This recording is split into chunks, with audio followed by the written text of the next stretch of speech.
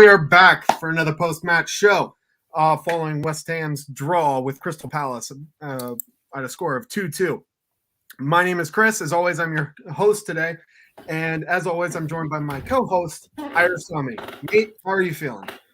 Frustrated, mostly. We should have won that game. Wasn't our best performance. I mean, it wasn't obviously up there with the Leicester performance. But I thought we still did enough to nick the game. We really restricted their opportunities to score for large parts of the game. And I really thought when Antonio put us 2-1 up that, we were going to go on and win it. But, what happened next was a bit criminal, wasn't it? It was something that shouldn't have happened. But very frustrated. Very frustrated as regards the actual game itself. Today I'm frustrated. But, when you look at it overall, if we'd have been offered 7 points from our first 3 games, we'd have thought that was very reasonable and that was a really good, solid start to the season. So frustrating, but I'm tempering it. But by reminding myself, we've 3 games in, 1-2 drawn 1.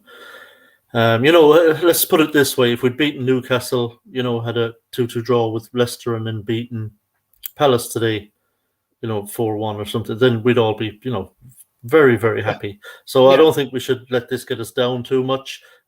Just one of those frustrating games where we just weren't really at it today. Yeah, absolutely. And I share your frustrations too, as well as annoyances. I mean, in the long scheme, or in the long run, we're 7 out of 9. So I'm not disappointed in that regard. I'm just disappointed in the fact that A, we couldn't hold on, and B, just the last 20, 25 minutes, it was a different team than the first 65. I mean, we just completely, I would almost say collapsed. I mean, no defensive organization, couldn't provide any pressure. And when we did, it was short-lived. I'll be the first to say it too. I think that, or definitely don't think that this was Rice's best match. Souček was a bit quiet. Our substitutions, I don't think after Lanzini came on, I don't think I heard his name more than once or twice. Yeah.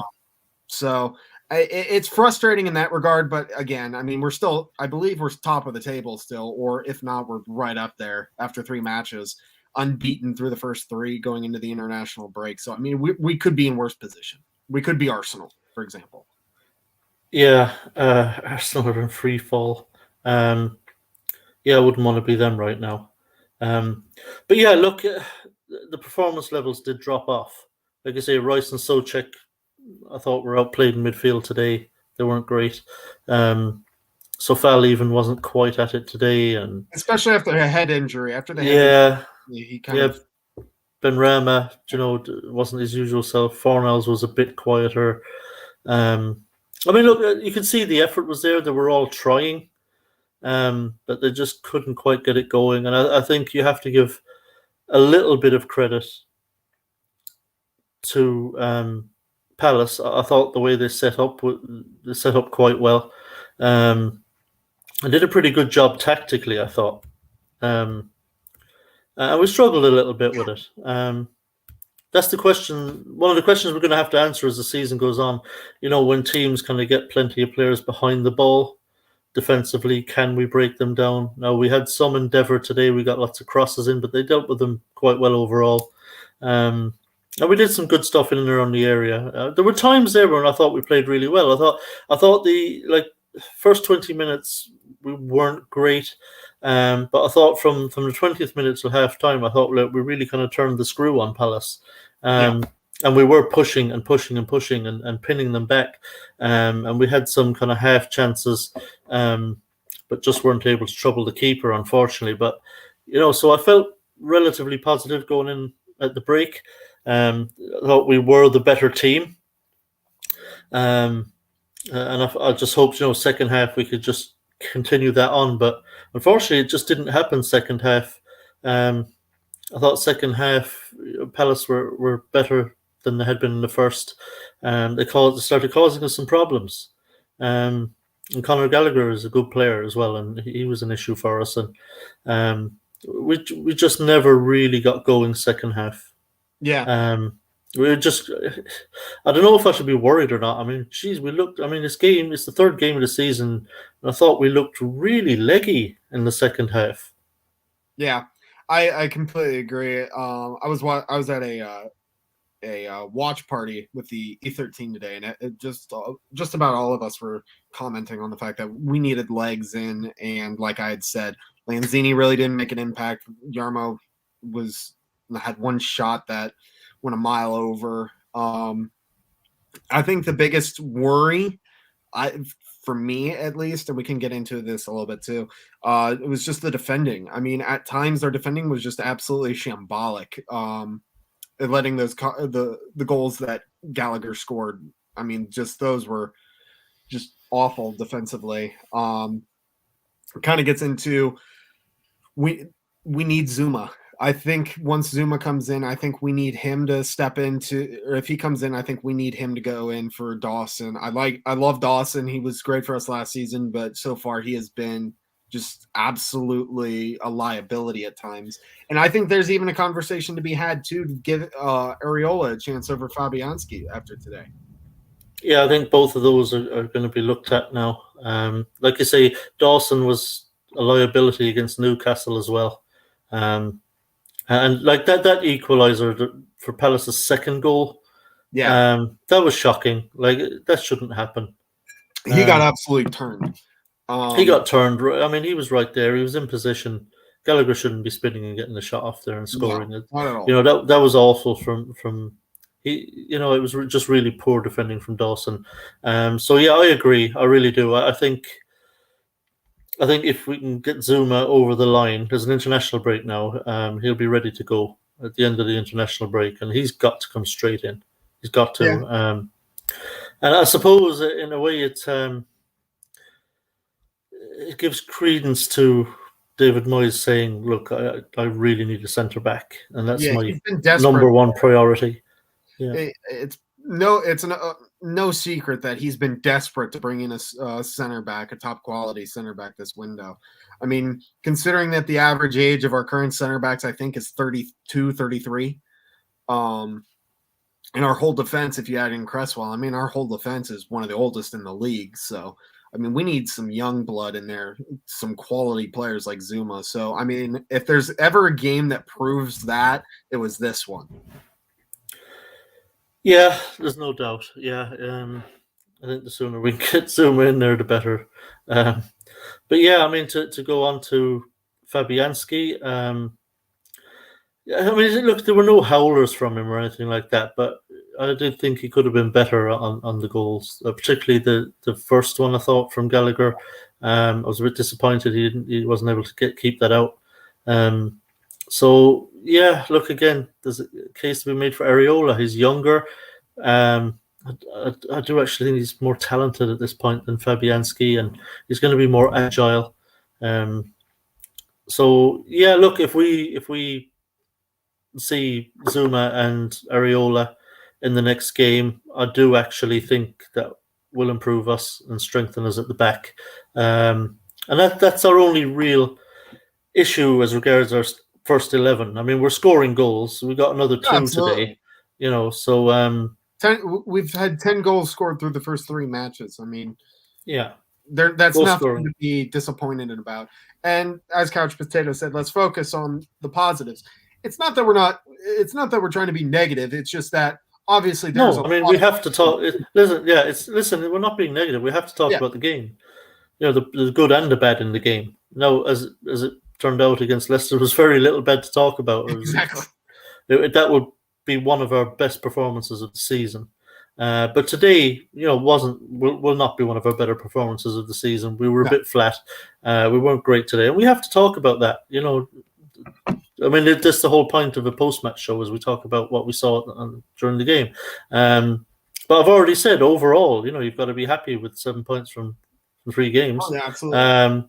So when the dust settles, we'll all be okay. We'll be fine. We'll be feeling positive about our season. But we're not being. I don't think we're being overly negative here. I think we're just calling a spade a spade. There's no point ignoring negative points from the game. You have to talk about them. And that's how you improve. I mean, if you ignore those points, that's why you just stagnate. For me, yeah, our defense just needs to get better than what it was. I mean, like we've said, Rice didn't necessarily have his best game. Suchek definitely didn't either. I don't think Kress had a bad game. I think he was fine. So I'm not going to dig him at all. But I just think overall our defending could be better. Yeah, and let's not forget, there was some very shaky defending against Newcastle as well. Yeah. In the opening game, even Ogbonna that day just wasn't great that day. Now, granted, it was his first game back from injury, so you could maybe make an excuse for Ogbonna. But we've got to improve there. It will cost us points, and there's no point saying otherwise, unless we improve. I think particularly at the centre back position, which hopefully we're and the goal kicking position. I think now, then we're going to drop points. So it's got to be addressed, and I think it will be addressed. I think we'll have Zuma in by the time we play our next game, and we may see Areola start even. Yeah, and hopefully we have a few other players on top of that too, because I think one of the concerns I had too is if our kind of backup plan is if our midfield isn't doing it, to bring in the likes of Lanzini, and Lanzini just was quiet. We need more options. Yeah, we definitely need options. We need a stronger bench. That was obviously, we got Lanzini and Yarmolenko on. They're good players, but they weren't really able to make an impact. And given, what Antonio brings to the team, if we lose him and have to throw Yarmolenko or Bowen up front, and it's probably Bowen who'll go up top, and then you have to start looking at, okay, do we have to play Yarmolenko from the start now for like 90 minutes? And that's not good. No. He's not able for that in the Premier League anymore. So we have to have those backups. I know Moyes said it's possible we won't sign any striker this window. I think that would be a mistake. I really do. I think we've got to get somebody in that we can play when Antonio goes down with an injury, which he will. Yeah. There has to be someone on the bench who is basically a plug and play striker where you don't have to start shuffling the deck because one player is out. Yeah, I will say too, at one point I was actually getting a little nervous because I think Antonio went down at one point and he was down for a bit, got back up under his own power. And obviously, as West Ham fans, that's almost PTSD for us, induces PTSD. But on top of that, afterwards, I didn't see him running as much as he had been. So I was just praying to God. I'm just praying to God that it's nothing. But on the note of Mikel Antonio, I actually saw this stat on Twitter, and it just shows to how good of a start he's had so far. He is only the third player in Premier League history to start a season in the first 3 matches, having been direct involvement in 7 of his team's goals, the other 2 being Thierry Henry and Didier Drogba. Yeah, he's in pretty esteemed company there. I would say so. Yeah, he is. Look, as Couch Potato said, look, Antonio is on fire. He's really hit the ground running. Obviously very happy with his new number 9 shirt. So, and fair play to him. He has improved dramatically.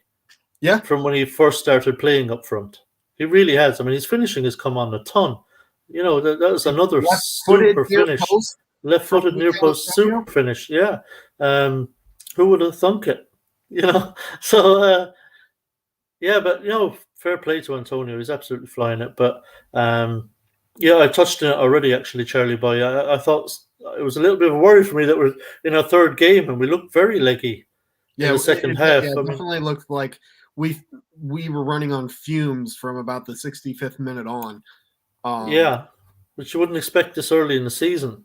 No. So it's possible this. It's a pity we didn't get away with it. At 2-1 today, and then we've got the international break now, and it gives the players a chance to recuperate. Most of them, anyway. We'll see how many minutes Declan gets for England, but they did look like they were struggling a bit in that second half. Because to be honest, I think if they'd been playing still very fresh in the second half, I don't think Palace would be doing that to us. No. To be completely honest, they're not that good a team, Palace. Obviously, their style of play has changed under Patrick Vieira, but Which I completely they're forgotten still not a about. great team. Mm. Yeah, they're still not a great team, and if we'd have been kind of firing on all cylinders or close to, like we were against Leicester, then Palace don't do that to us. We would Yeah, have beaten them. So I'm not sure what it happens. Look, you can't be brilliant every game. You're not going to no, get a Leicester performance every week. It just doesn't happen. I suppose the important thing is when you're not at your best, if you can dig out a win anyway somehow, excuse me, or at least not lose. So yeah, it probably is 2 points dropped in the scheme of things, but um, given that we won our first two games, it's not exactly a disaster. We haven't lost. Um, we've got a point out of it, and 7 out of 9 is very acceptable after yeah. 3 games. We're at the right end of the table. I will. Go I ahead. will say this. I saw this on Twitter as well. Speaking of like Leicester, people keep comparing our season so far to the Leicester title season, having won 4-1 in the first match. Second match, that season they beat a 10-man West Ham team 4-2 or 4-1. And then the third game drew 2-2 with a London team. Like that's a little odd, but I don't see Yeah. us repeating that. But that's kind of No, I think after the 2 points dropped today, we might have to settle for second or third. yeah, which sucks. So yeah, no, we'll be all right. We'll be all right. Like I say, hopefully. KTK stood everyone up at Stows. No show from Katie. I'm sure she'll hear Maybe, about that on yeah, Thursday. maybe she might have started too early and passed out drunk at home. Who knows? God, I hope not. The match was at 10 a.m. here. I know, yeah. Katie doesn't play. She's full on. But yeah, look, the boys get back into training. Like I say, hopefully get a couple of players in. Zuma, I think, will happen. Like I say, Areola can come in, would improve us, and possibly Lingard will still come in. But we'll see. I don't know. The issue with Lingard right now is he doesn't walk straight into the team, and that he's in a similar situation to Man United. So it's a matter of, okay, do I play and get occasional minutes in Champions League or Europa League? Yeah, look, obviously there's going to be a bit of juggling to do with the squad in the Europa League. Now, the Europa League isn't as bad as it used to be as regards fixtures. They've trimmed it down, they've streamlined it. There's a couple of weeks between games, so we play out our group games between the 16th September and like first week of December. So it's 3 months, to play the 6 games. I haven't even looked at the schedule for Europa League yet. So yeah, we have got Dynamo Zagreb away in the opening game. I know that, and we finish at home against Dynamo Zagreb. That's our last game. And our second game, if I'm right, is Genk, also away, I think. let me look here. No, the second one is actually against Rapid Wine. Rapid Vienna, yeah. Rapid Vienna, yeah. That is home.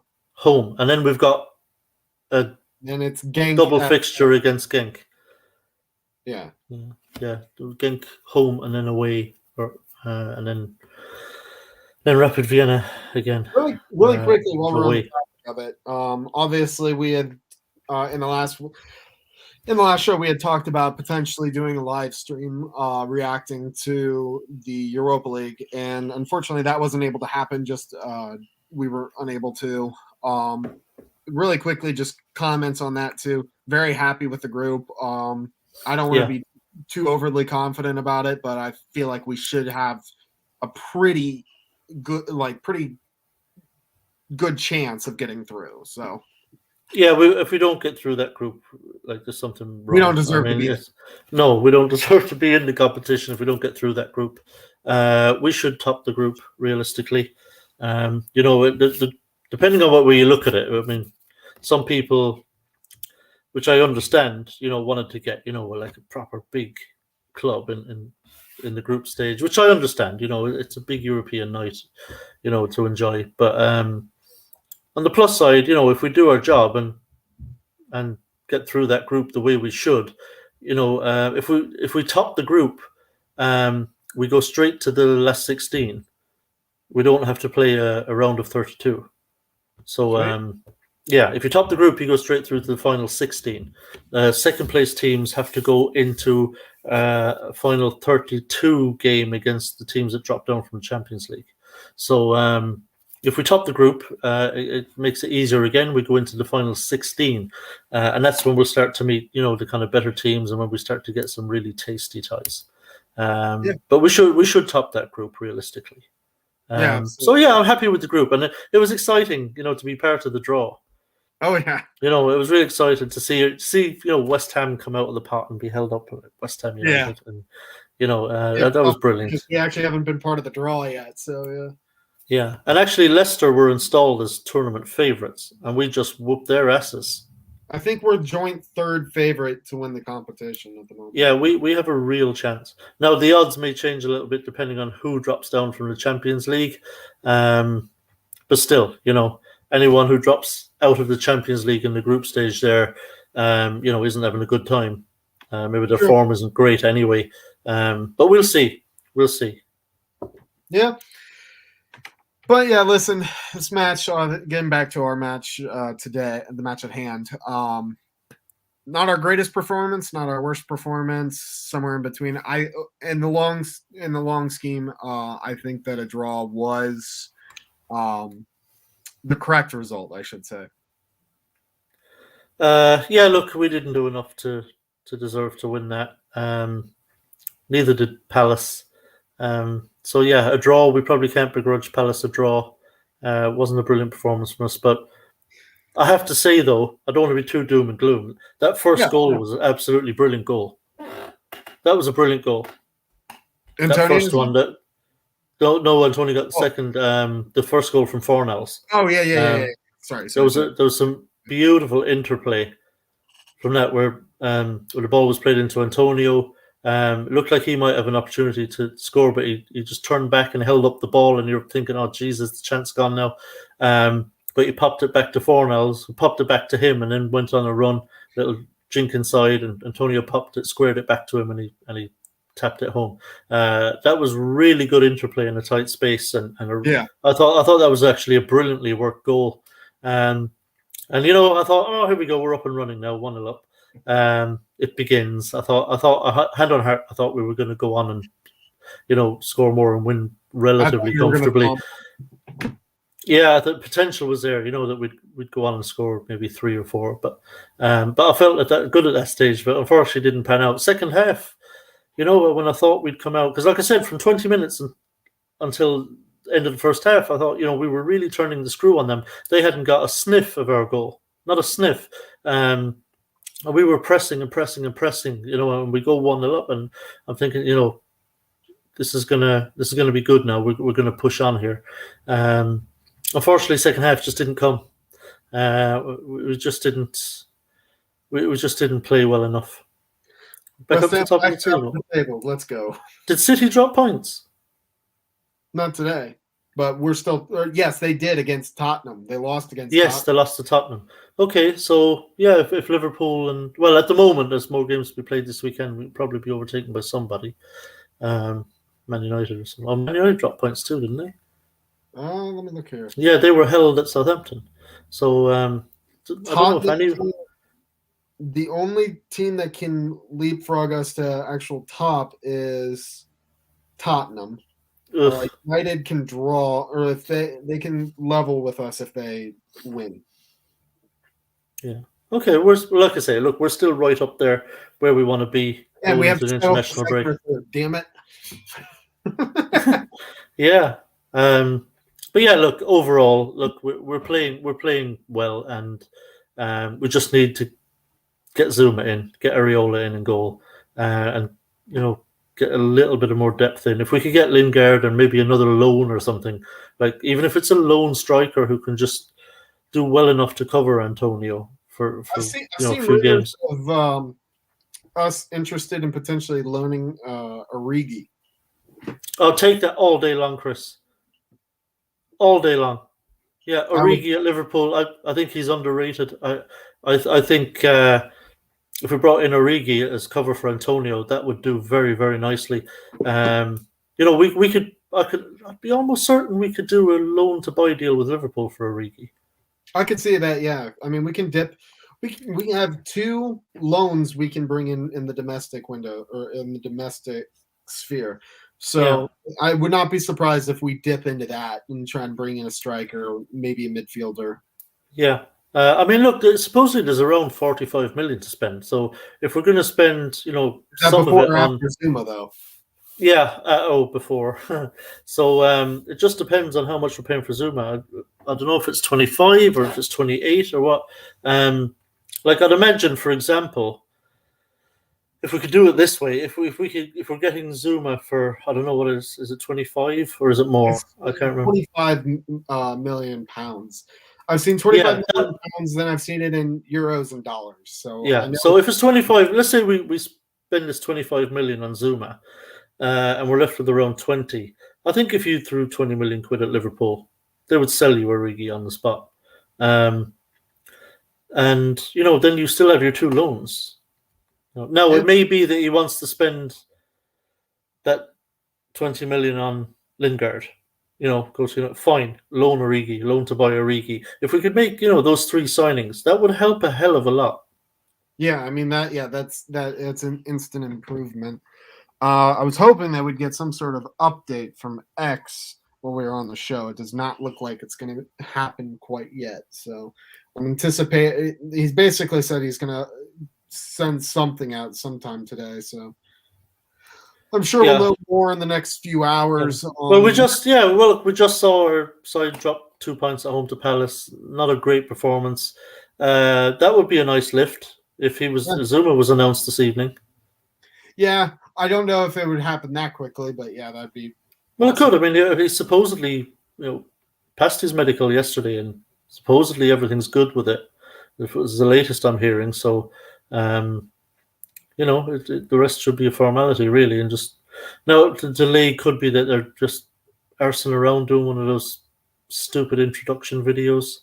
Yeah, they like to make these fancy new signing videos these days that are very clever and arty and all that. But maybe that's what they're doing at the moment. But yeah, I think probably by the time the weekend's out, the club will have officially announced Zuma. Yeah, well, at least we'll know more.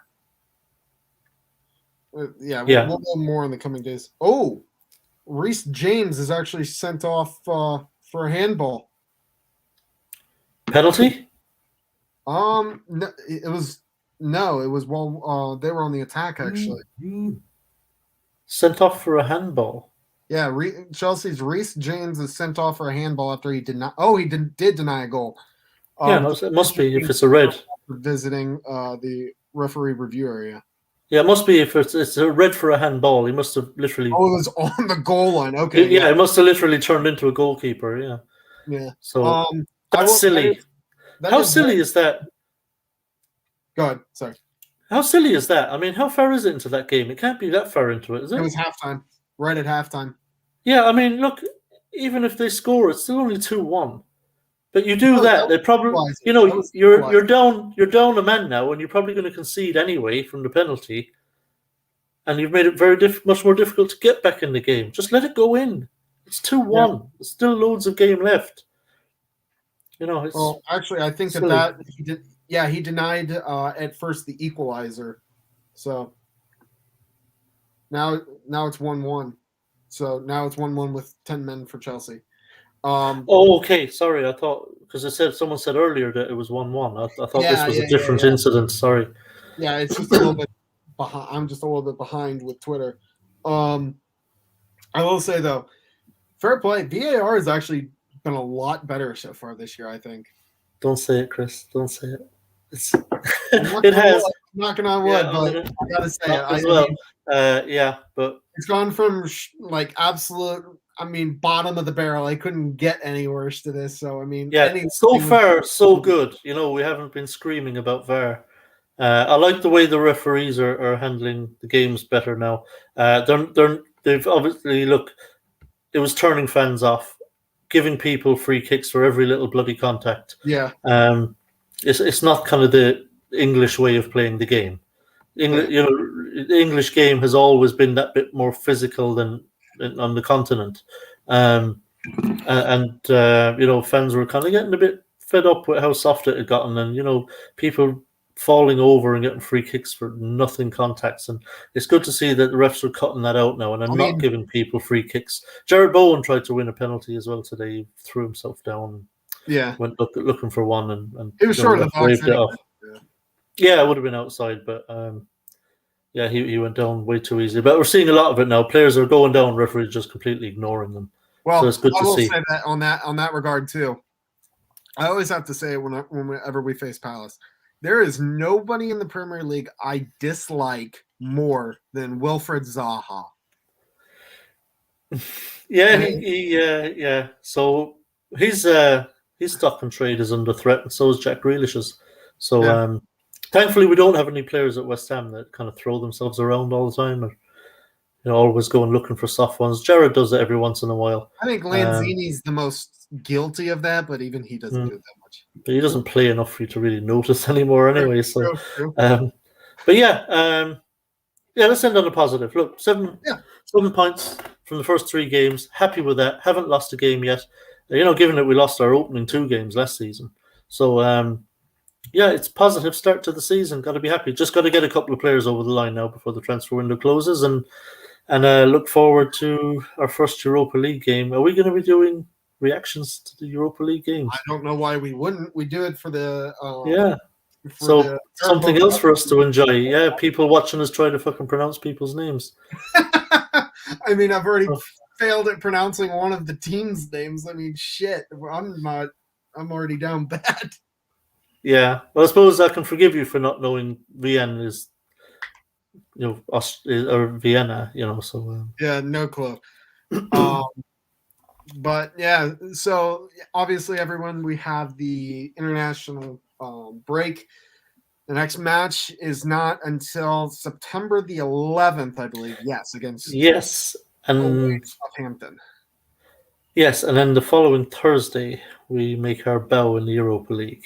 Yep, and then, I mean, you look at this. If you look at our run of schedule from the next match in 2 weeks, we go from away to Southampton to 5 days later away to Dynamo Zagreb.